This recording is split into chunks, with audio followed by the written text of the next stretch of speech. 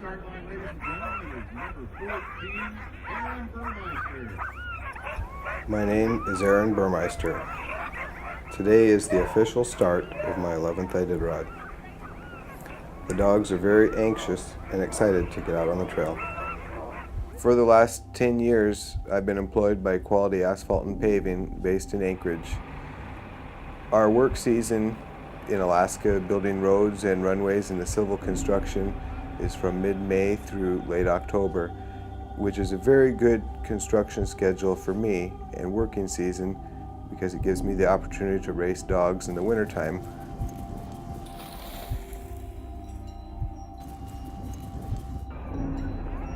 My father, Richard Burmeister, was an Iditarod musher during the 70s and 80s. He certainly planted the seeds for this passion. But it was living and growing up in Nome, where all my heroes finished the Iditarod every month of March, that made my dream begin.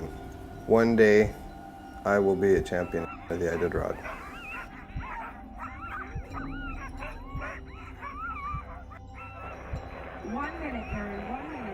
In civil construction, you are nothing without a good team. I am a project superintendent for QAP, and I have a very good team of worthy employees under my supervision.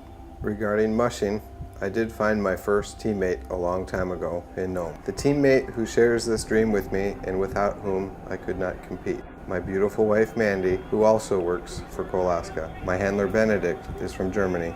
But this year, I had a lot of people to support me at the Willow restart. All of my buddies from QAP were there. Even Colaska's president made the trip up. All of this support from the company was very heartwarming. Of course, the dogs, my companions, who will be racing with me for the next 10 days and 1,000 miles to Nome.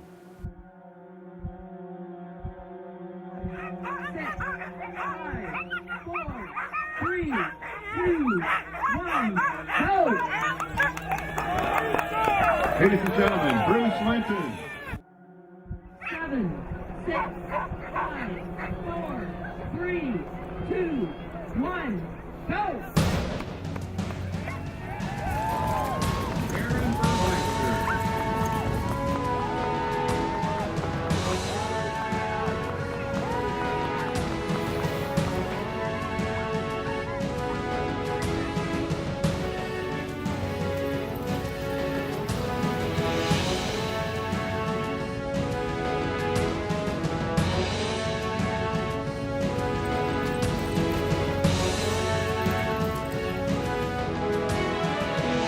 Alaska is a very challenging place to build roads and runways. Mother Nature is not often cooperative.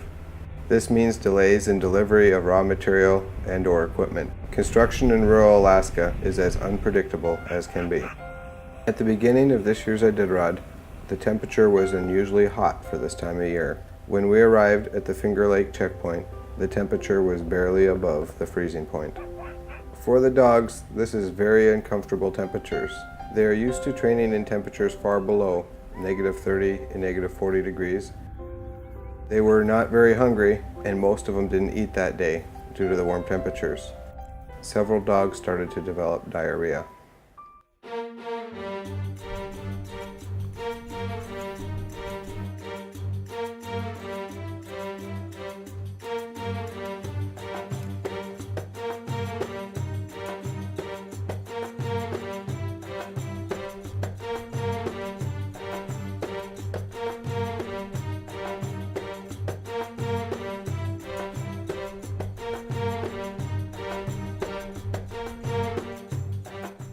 Hey Gordo, did you see that Aaron's running 6 right now?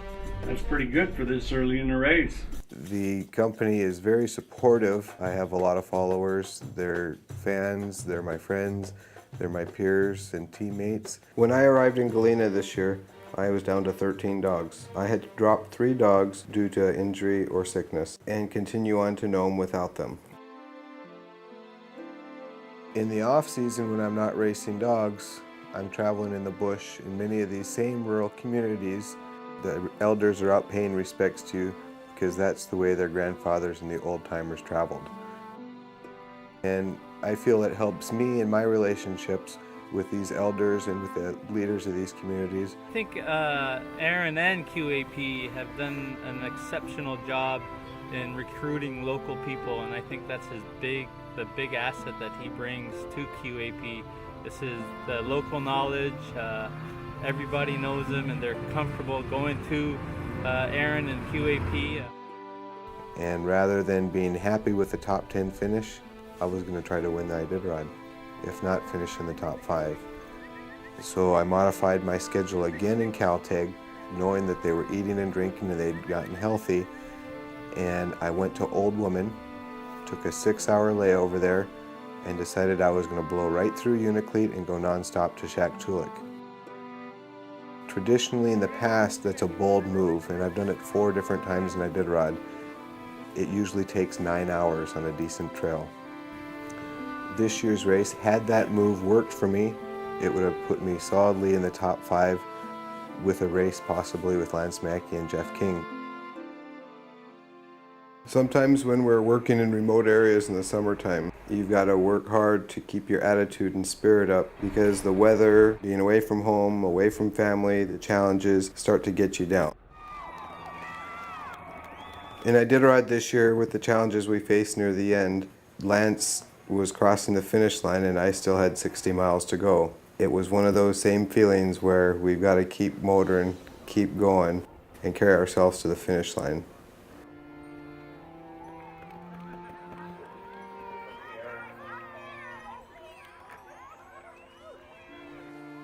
I didn't win this year's race. It's still a dream of mine to win the Iditarod, and it will be until the day I cross the finish line first and bring the victory home to Nome. I feel that every year we're improving, we're learning more, we're getting stronger, and we're taking the risks required to keep us competitive and keep us at the front.